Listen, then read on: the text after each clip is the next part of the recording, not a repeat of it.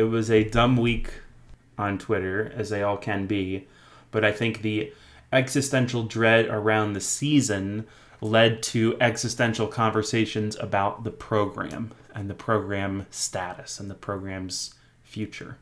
And we were part of some of the conversation this week. And so perhaps foolishly, I want to try to get into it in more than 280 characters of kind of the week in Penn State Twitter drama. So Tim, let's start with some things we know to be true about college football. Yes. Programs that recruit the best talent often have the best seasons. That's true. Fair? I agree with you. Okay. 100%. Programs, and it's not always true, right? Michigan recruits a lot of good talent. There's some people who recruit good talent that don't get quite there. But in general, programs that recruit the best talent have the best seasons. Programs that make the playoff do even better recruiting. That's right. It's a self-fulfilling, self-perpetuating kind of thing. If you do well, you will encourage more students to come to you, and it will be easier to get them. The rich get richer. There's right. no billionaire tax. No, not yet. It's just a rich get richer. Well, the billionaires. Right. Okay. And then how about, is this one true? Programs that invest money in things like facilities, good recruiters, good coaches with a good pedigree, they do better in recruiting, and that helps close the gap.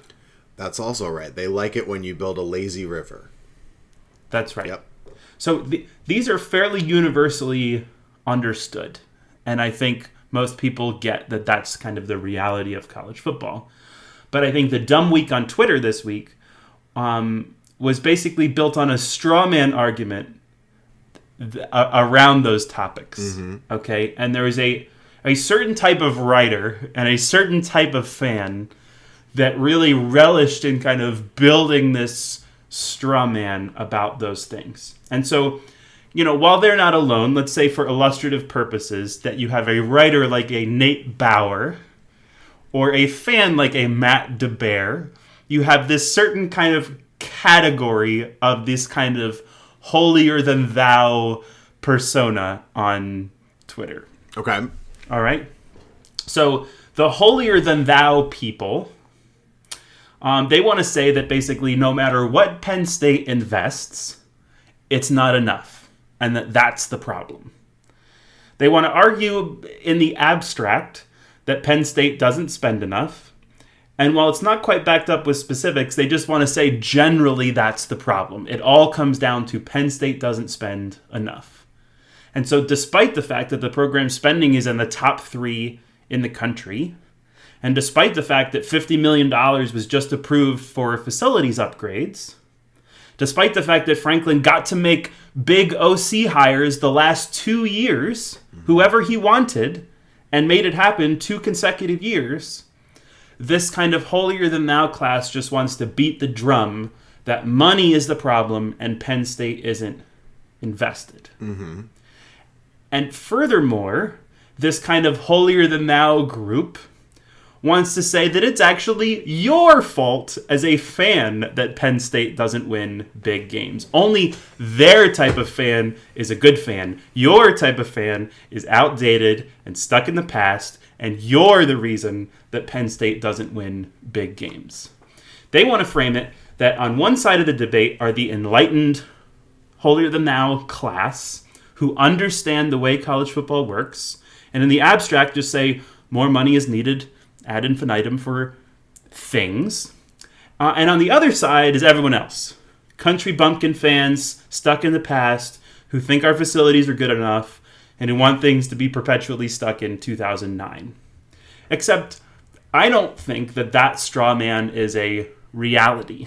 And so that was the challenge this week on Twitter, is that no one is actually on the second side of that argument. That's just the holier-than-thou side painting the second side of that argument.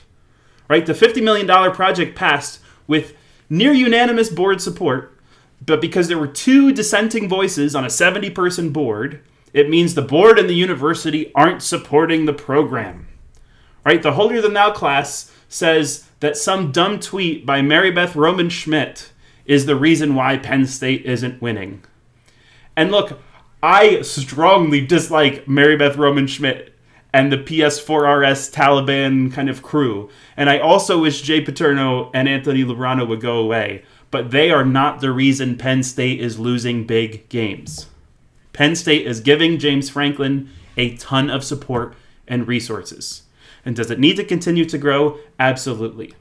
But this insufferable, holier-than-thou class of fans just beating the drum that Franklin doesn't have support is false. So that's my take on the week. I agree. But I don't understand what we're arguing about. I truly